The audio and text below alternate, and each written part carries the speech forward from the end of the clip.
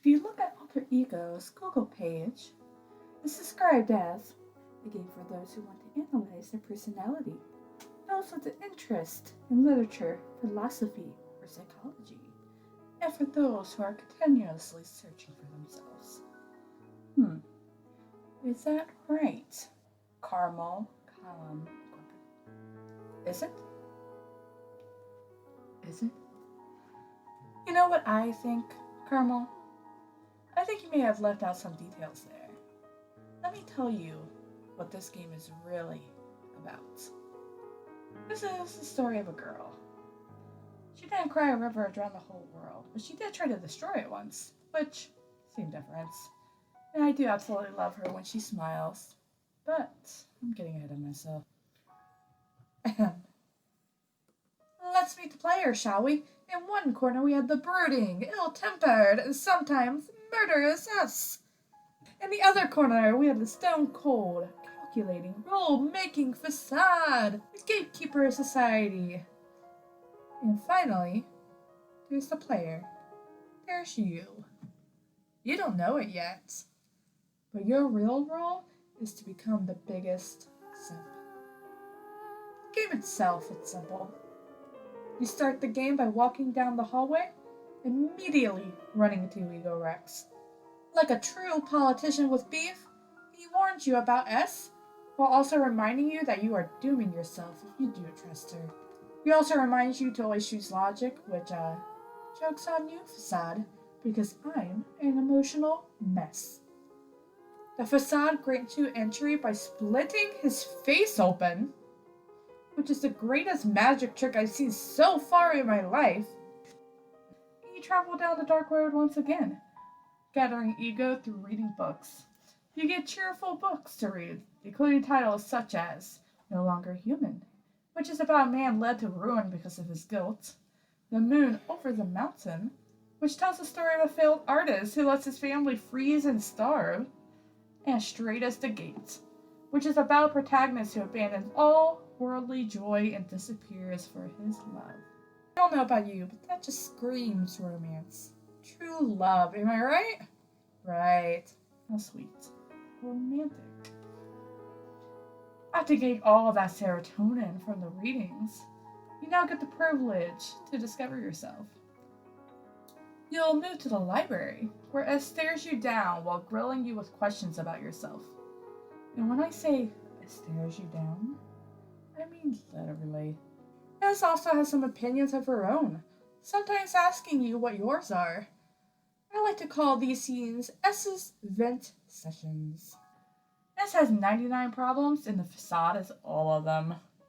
However, she does dive deep and poses questions like, should I control my impulses? After she literally talked about wanting to strangle you. Have I gone a bit mad? After confiding that she can no longer recognize words on a page. And, are my words truly my own? Which, to be fair, that question in particular is one of the many questions that keep me up at night. Go study psychology, they said. It'll be fun, they said. All it's given me is paranoia. Anyways, this isn't about me.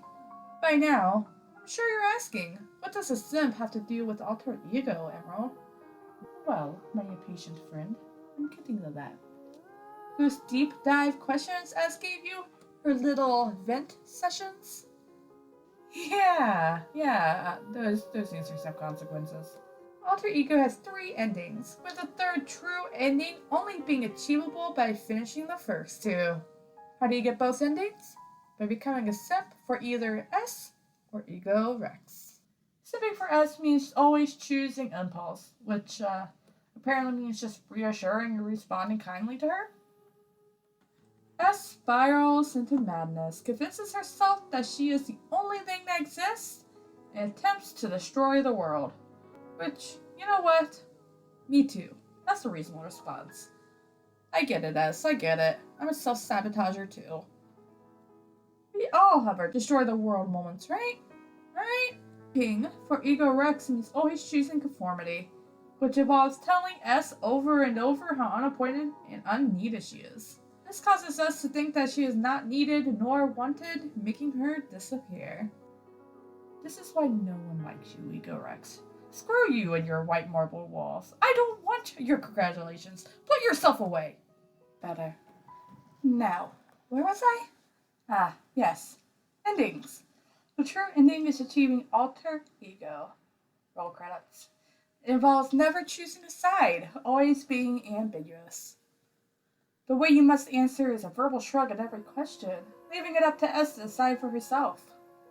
She comes to the conclusion that both her and Ego Rex can coexist, and that she still has to walk her own life path. At the end, S and the Wanderer walk out of the place side by side. But also, not really, because you can still find S at the library for that sweet, sweet extra content behind the paywall. And yes, we did pay for everything, including the glasses, like the Class A simp I am. On a serious note, I really like this game. It's a clicker, but unlike other clickers, it doesn't take long to gather ego. It gave me some flashbacks to my undergrad studies of psychology, which you would think would give me PTSD, but it surprisingly didn't. Huh. Maybe I am improving. Anyway, I really enjoyed analyzing things. While I may have joked about how dark this game can get, it has a good balance of representing human suffering and enlightenment. Character development was well done. I was emotionally attached to the characters. I loved to hate Ego Rex. And I loved to see S every time. Even when she wanted to murder me. I don't know if that says more about me than the game, though. I'll think about that later. It's great writing. The theme is well thought out. Yeah. Go download the game. Support the devs. And enjoy the music. Have a good evening, everyone.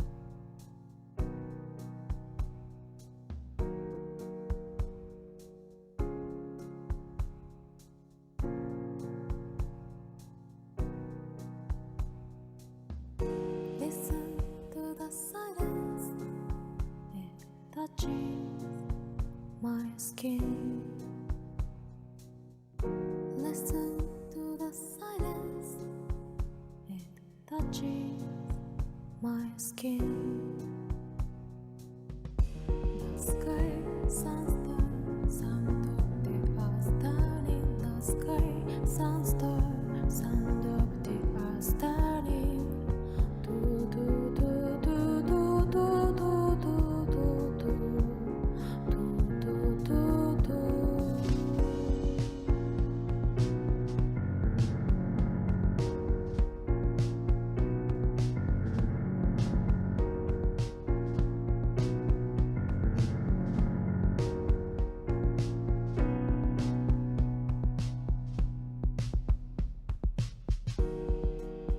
If I draw the wind, the light,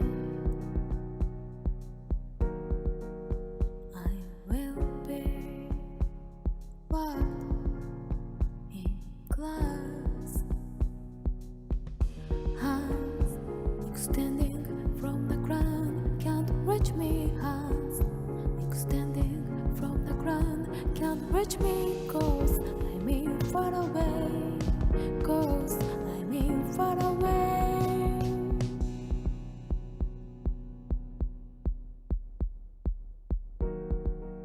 Someone knocks on my shoulder.